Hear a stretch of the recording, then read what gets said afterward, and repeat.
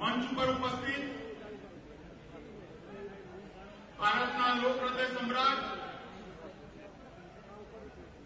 અને દેશના ગુજરાતી વડાપ્રધાન આદરણીય નરેન્દ્રભાઈ, ગુજરાત પ્રદેશ ભારતીય જનતા પાર્ટીના અધ્યક્ષ શ્રીમાન આરસી ફળદુ, ગુજરાત રાજ્યના માનનીય મુખ્યમંત્રી શ્રીમતી આનંદીબેન, મારી સાથે રાષ્ટ્રીય ઉપાધ્યક્ષ એવા શ્રીમાન રૂપાલાજી, શ્રી વી સતીશજી, ગુજરાતના ભારતીય જનતા પાર્ટીના પ્રભારી શ્રી ઓમજી માથુર, મંચ પર ઉપસ્થિત ભાજપના સંગઠનના સૌ પદાધિકારીઓ, મંત્રીમંડળના હોદ્દેદારો અને વિશાળ સંખ્યામાં ઉપસ્થિત કાર્યકર્તા ભાઈઓ તથા બહેનો,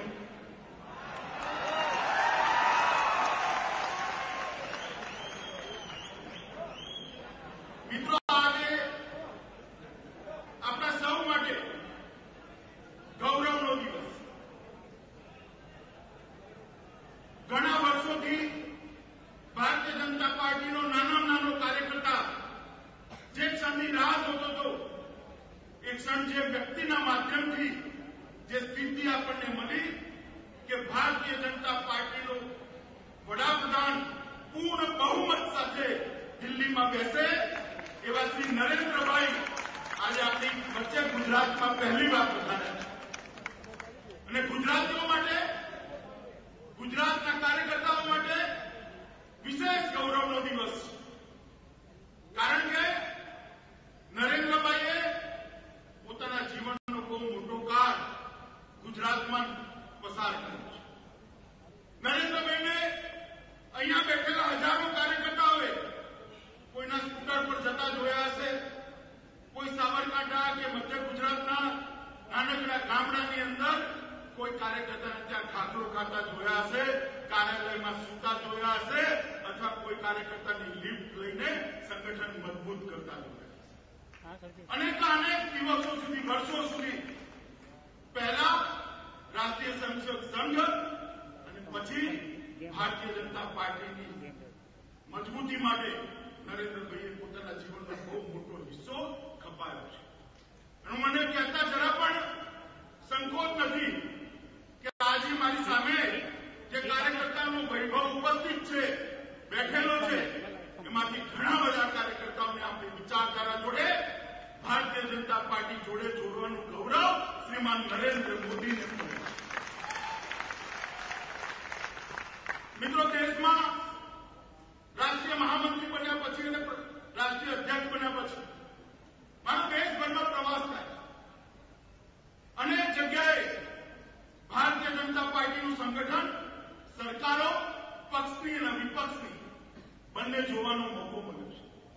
હું એવું નિશ્ચિત કહી શકું છું કે નરેન્દ્રભાઈના નેતૃત્વમાં સંગઠનમાં અને સરકારમાં જે શિસ્ત ગુજરાતની અંદર ઉભી થઈ છે, એ શિસ્ત પૂરા દેશ માટે નમૂનારૂપ છે, ઉદાહરણરૂપ છે.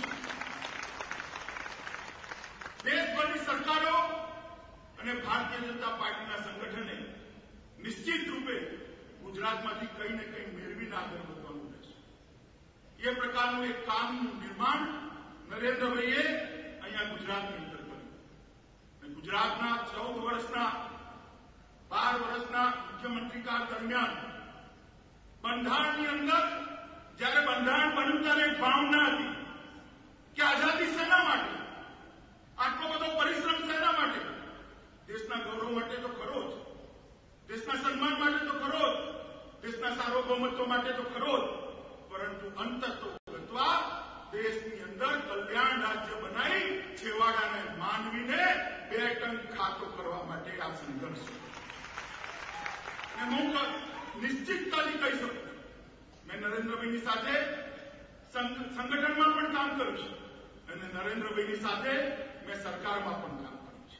મને કહેતા જરા પણ સંકોચ નથી કે 12 વર્ષના એમના મુખ્યમંત્રી કાળની અંદર ધીરે ધીરે ગુજરાત સરકારની કામગીરી એ રીતે વિકસી કે બંધારણ ઘડવૈયાઓએ કલ્યાણ વ્યાજ એટલે કે વેલફેર સ્ટેટની જે કલ્પના કરી છે એ ગુજરાતની અંદર સાંગો પાન ઉતારવાનું કામ શ્રી નરેન્દ્ર મોદીના નેતૃત્વમાં. અને આજે કલ્યાણ રાજ્યની સ્થાપના છે ગુજરાતની અંદર, એને લીધે જ દેશભરની અંદર ભારતીય જનતા પાર્ટી અને નરેન્દ્રભાઈ મોદીના નેતૃત્વની સ્વીકૃતિ. મિત્રો, દૂર છેવાડાના સાગર ખેડૂઓ હોય કે જંગલો અને પહાડો પર વસતા આપણા વનવાસી બંધુઓ હોય, શહેરોની અંદર વસતો દલિત હોય કે ઝૂંપડપટ્ટીની અંદર વસતો ગરીબ હોય, બધાનો સર્વાંગીણ વિકાસ થાય, દરેક ક્ષેત્રનો વિકાસ થાય, ગુજરાતના ખૂણે ખૂણાનો વિકાસ થાય, એ પ્રકારનું એક આદર્શ રાજ્ય નરેન્દ્રભાઈએ ગુજરાતની અંદર આપ્યું. અને એના પરિણામ સ્વરૂપે દેશભરમાં નરેન્દ્ર મોદીને જો દેશનું શાસન સોંપવામાં આવે તો દેશની અંદર પણ એ પ્રકારનો વિકાસ થાય એવો વિશ્વાસ ઉભો કરવામાં નરેન્દ્રભાઈનું નેતૃત્વ સફળ થયું. અને આજે જ્યારે નરેન્દ્રભાઈએ શપથવિધિ કરાવીને 100 દિવસ પૂરા થાય છે ત્યારે હું 100 દિવસની સરકારની ગાથા કહેવાનું નથી માંગતો. હું એવું કહેવા નથી માંગતો કે 5 વર્ષમાં સૌથી નીચા દર પર મોંઘવારી પહોંચી છે.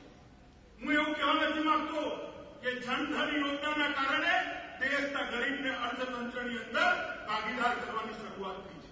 હું એવું કહેવા નથી માંગતો કે વિદેશ નીતિની અંદર ભારતનો પરચમ પૂરા વિશ્વની અંદર લહેરાયો છે.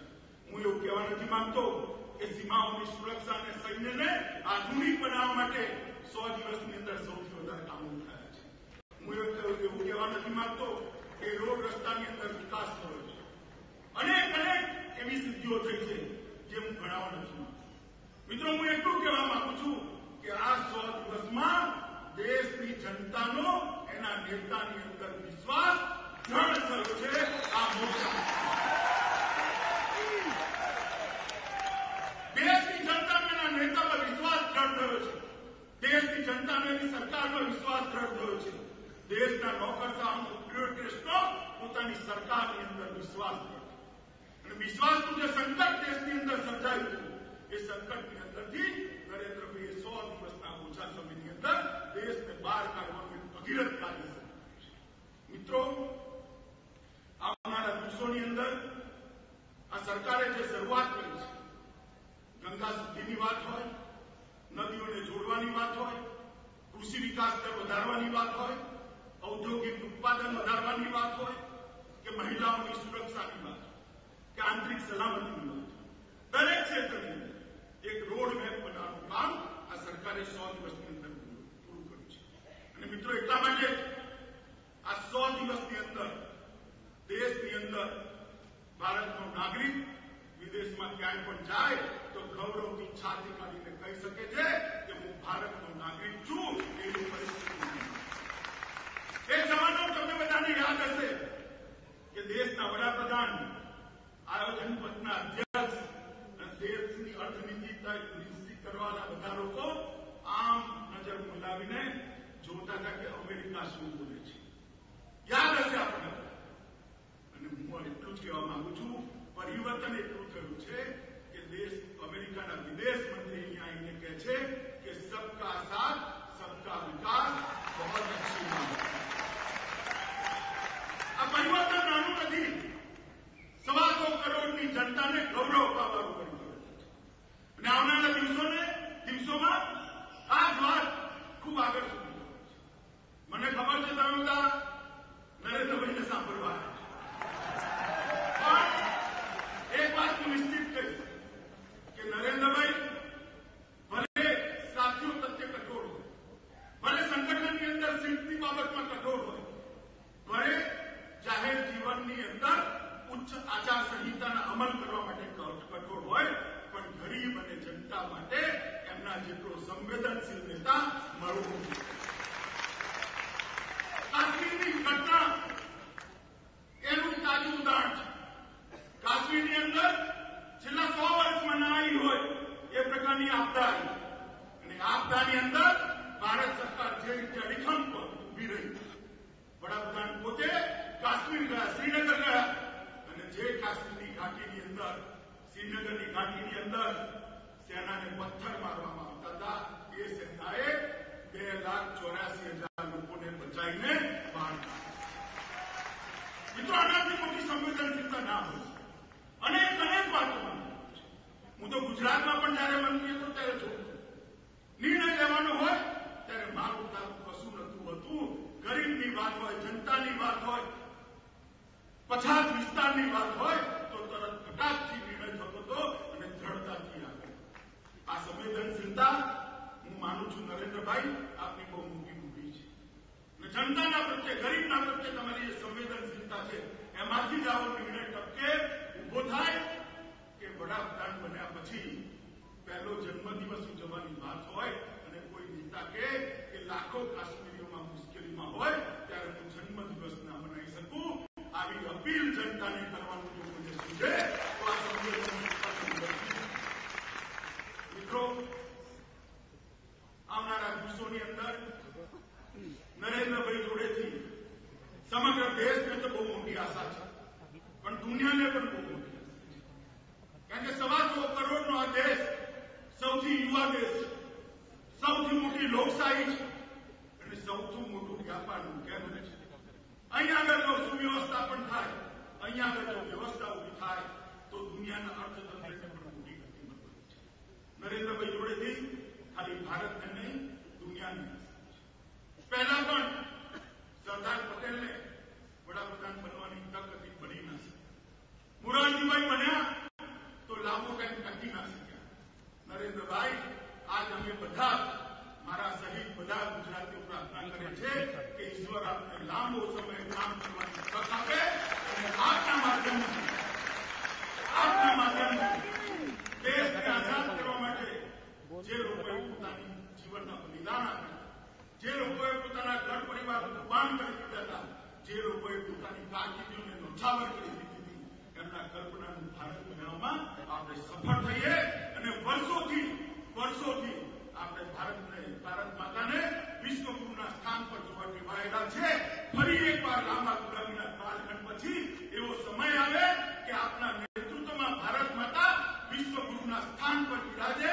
એ જ અભ્યર્થના આવતીકાલે આપનો જન્મદિવસ છે. જન્મદિવસ તો ઉજવવાના નથી પણ સૌ ગુજરાતના કાર્યકર્તાઓ વતી તમને ખૂબ ખૂબ જન્મદિવસની શુભકામનાઓ.